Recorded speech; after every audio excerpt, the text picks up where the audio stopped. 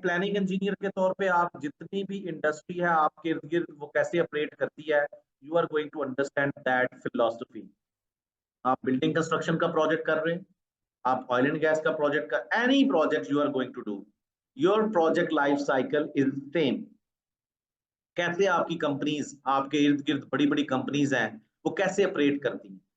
ठीक है, सबसे पहले आपका फेज होता है इनिशिएट फेज। ठीक है, क्या फेज होता है, इसको हम बोलते हैं इनिशिएट। मैं इसको एक्सप्लेन कर देता हूँ। इनिशिएट, इनिशिएट फेज के अंदर आपका प्रोजेक्ट पैदा होता है, प्रोजेक्ट के मुतालिक डिफरेंट तरह की जो असेसमेंट है वो की जाती है। ठीक है,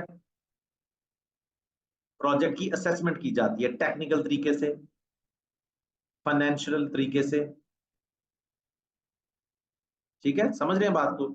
उसकी फिजिबिलिटी बनाई जाती है, उसकी प्रोजेक्ट डॉक्यूमेंटेशन की जाती है, लाइक एस्टिमेशन किया जाता है कॉस्ट के हवाले से वॉट एवर। फिर बिडिंग डॉक्यूमेंट्स बनाए जाते हैं ताकि प्रोजेक्ट अवार्ड किया जा सके। इसके दौरान ही आप फिजिबिलिटी के साथ प्रोजेक्ट चार्टर, जिसको पीसी कहते हैं, ये कुछ डॉक्यूमेंटेशन है। एक planning engineer point of view से आपने क्या करना है कि इनका तरीकाकार आपको पता होना चाहिए। ठीक है, क्या तरीकाकार है। प्रोजेक्ट असेसमेंट होती है, obviously if it is recommended कि मुझे बिल्डिंग बनानी है, मुझे ऑयल एंड गैस का प्रोजेक्ट करना है, तो जो क्लाइंट है, कंसल्टेंट है, यहाँ पे इनिशिएट फेज के अंदर कौन कौन से लोग काम करते हैं, client, consultant. Client and consultant are two. This client is going to hire consultant. This consultant is actually an expert guy. He is going to help this client to produce all these documents within this initiate phase. This is the first stage of your project, जहां पे project को assess किया जाता है, उसकी demand है या नहीं, उसकी टेक्निकल असेसमेंट की जाती है, फाइनेंशियल कितने पैसे लग जाएंगे, उसकी फिजिबिलिटी रिपोर्ट तैयार की जाती है, प्रोजेक्ट चार्टर तैयार किया जाता है, इस प्रोजेक्ट को कैसे लेके चलेंगे, फिर उसकी एस्टिमेशन डॉक्यूमेंट, बिडिंग। बिडिंग का मतलब क्या है कि ये दोनों जो लोग हैं ये मिलकर एक तीसरी पार्टी को हायर करेंगे। वो तीसरी पार्टी क्या है, सर्विस कंपनी। क्या है, कंट्रैक्टर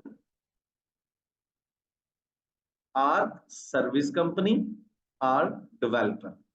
ओके, ये दोनों बंदे क्या मिलके करेंगे, on the basis of these documents. ठीक है, they are going to hire this developer, contractor और सर्विस कंपनी। ये थोड़े से ना स्पेलिंग ठीक कर लीजिएगा। when this third party, this man is, this company is being hired, then the second phase is going to start, that would be called planning। ये planning engineer की फील्ड है, ये भी पता होना चाहिए। प्लानिंग, प्लानिंग के अंदर नाम से ही जाहिर है प्लानिंग होगी, किस चीज की प्लानिंग होगी, आपने प्रोजेक्ट शेड्यूल तैयार करना है। Project schedule is the document, ये लिख ले, is the document which is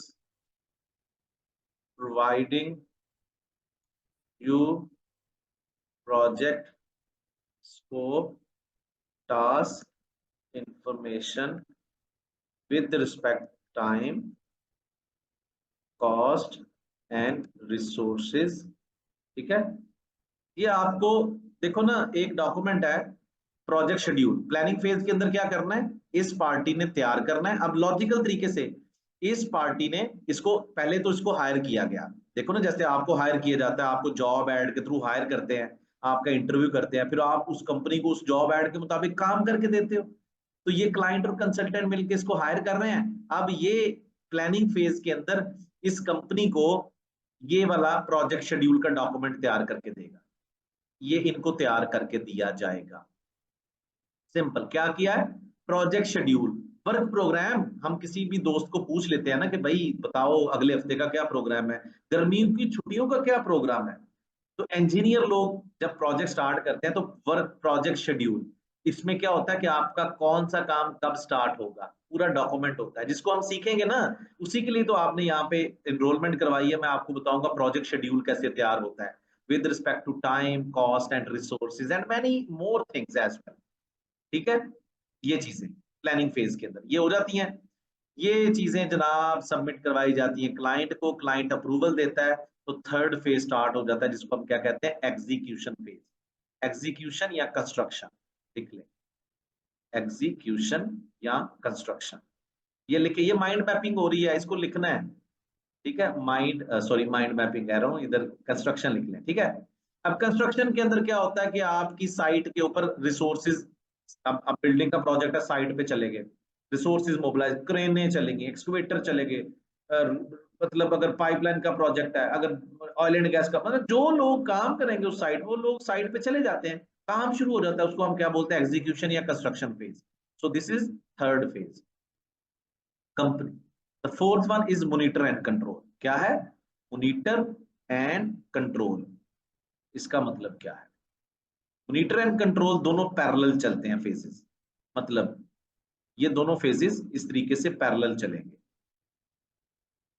आपका एग्जीक्यूशन हो रहा है, साइट पे काम हो रहा है, उसको हम एग्जीक्यूशन कहेंगे। उसी एग्जीक्यूशन को एक स्टाफ बैठ के हमारा देख रहा है, अच्छा जी एक्सकवेशन का काम हो रहा है, इतने % काम हो रहा है, वो डॉक्यूमेंट करता चला जा रहा है, मॉनिटरिंग हो रही है, और उसी की बेस पे प्रोग्रेस रिपोर्ट्स बनाएगा प्लानिंग इंजीनियर। जितनी स्लाइड है, ये मैं पूरे कोर्स की आपको इन्फॉर्मेशन दे रहा हूँ A to Z, एक लॉजिकल तरीके से, ये इस तरीके से हमने चीजें पढ़नी है। तो मॉनिटर एंड कंट्रोल का मकसद क्या होता है? ये फेज होता है एग्जीक्यूशन फेज के साथ ही है, ठीक है ना, लेकिन इसमें आपने प्रोग्रेस रिपोर्ट्स बनानी है। और फिर आपका आखिरी फेज क्या होता है? Closing phase. क्लोजिंग फेज के अंदर क्या है आपका? Closing documents. आपका प्रोजेक्ट क्लोज हो गया, क्लोजिंग डॉक्यूमेंट्स करने हैं। तो 5 फेजेस हैं, इट्स वेरी सिंपल थिंग, कोई मुश्किल तो नहीं है। Initiate, planning second, execution third, monitor and control fourth, और फिफ्थ वन सिंपल, कोई रॉकेट साइंस। क्लियर?